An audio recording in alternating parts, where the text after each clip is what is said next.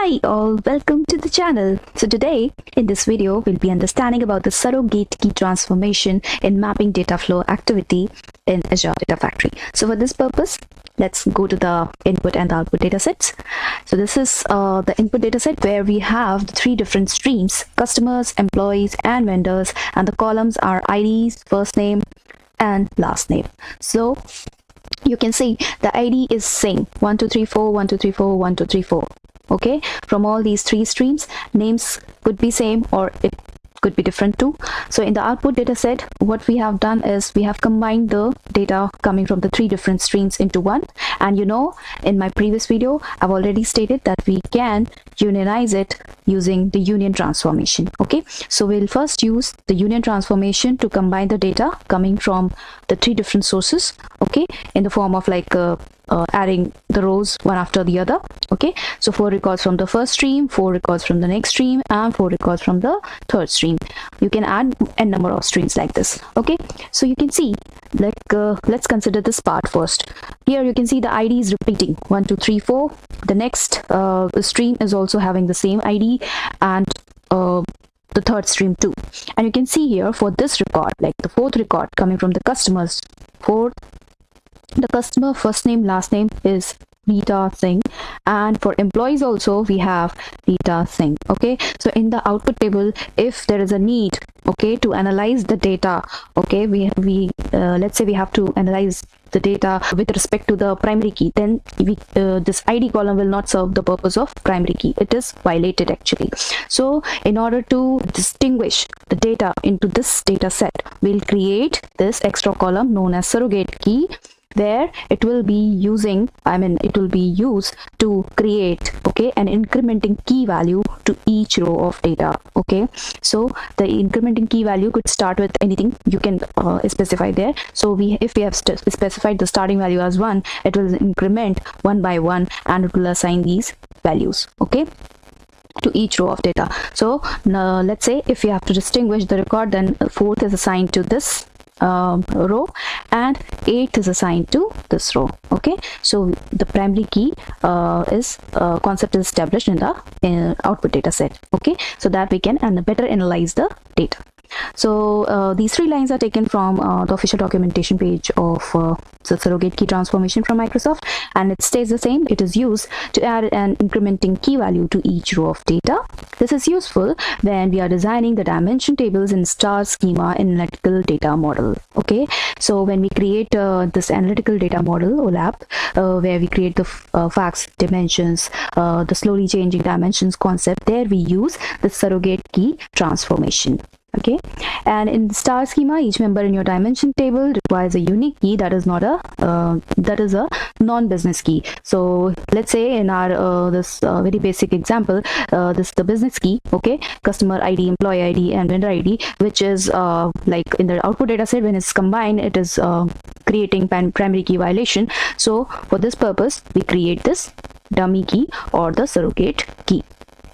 Okay, so let's go to the official page of this surrogate key transformation. Here also you can see the same lines which says that that's an incrementing key value to each row of the data, and the configuration settings are given over here, which will demonstrate in the ADF. Go to the ADF and start creating the pipeline for our surrogate key. Let's add the data flow activity. Let's name it as S key, and we'll first see the sources. Okay, so our sources lie into the storage account inside the input surrogate key folder as customers, employees, and vendors.csv. Okay, so the first source, let's preview it. So we have the ID, first name, last name. Okay, similarly we have for the employees and the vendors too. So we'll just quickly add these sources. Okay, so let's click here, click on the data set. It's inside the storage gen2 as a CSV file. Let's name it as customers.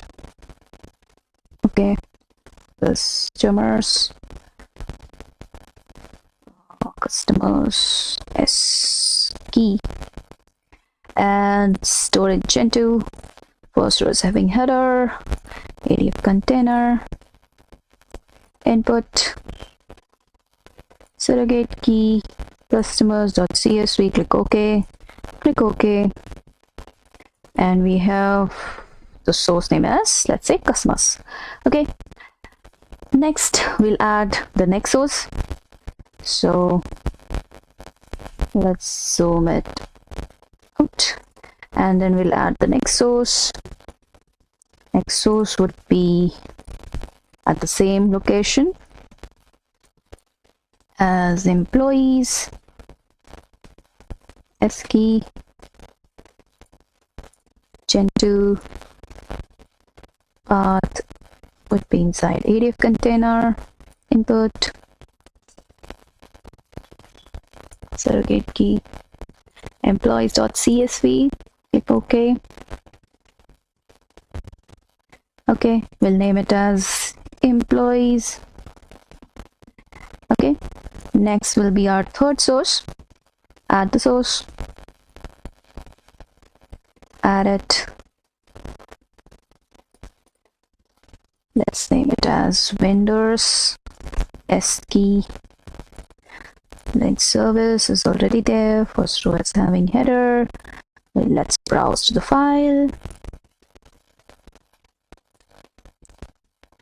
vendors.csv. Click OK. Okay, so we have all the three.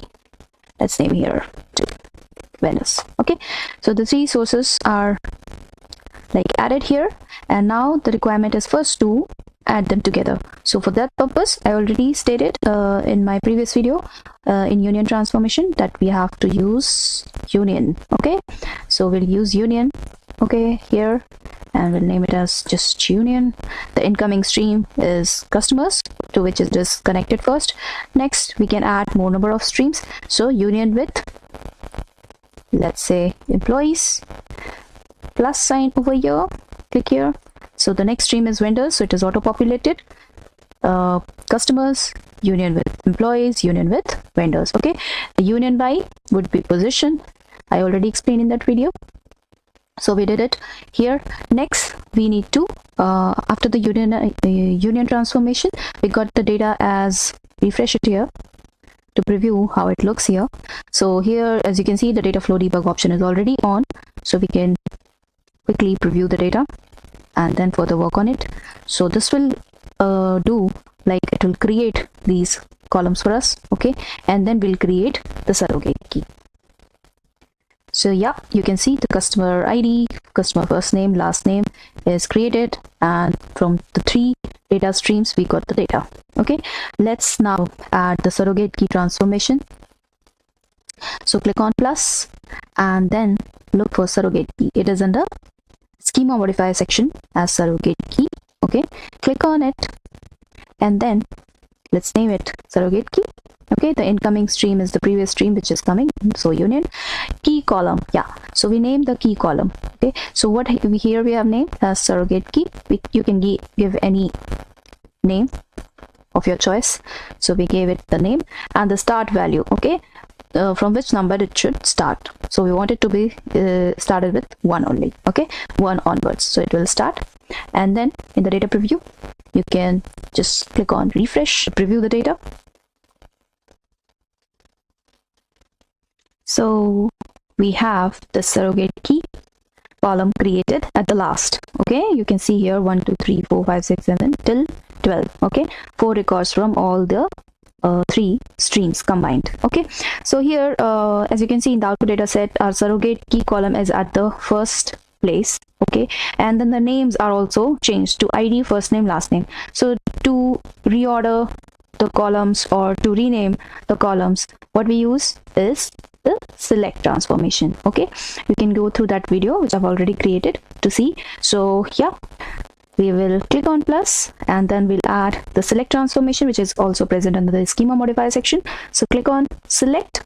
Okay, and then what we do here is we want the surrogate key column to be present at the first. So here, however, when this hand symbol appears, okay, just pull it and place it at the first. Okay, so you can see here the surrogate key column has come at the first place. Okay, next requirement is that we want these to be renamed. We want the cust id, cust first name, cust last name as just id, first name and last name. You can see. Okay, so we'll name it here under this section, name as, what do we want it? We want it to be just id, first name and last name. Okay, so this looks fine. Let's go to the data previews tab and then click on refresh. Yeah, so we got the first column as surrogate key. Okay, then the id, the first name and last name. This looks fine as expected. Now let's add the sync. Name it as sync of s key. Let's give the file location, the output file location. It'll be a CSV s key output.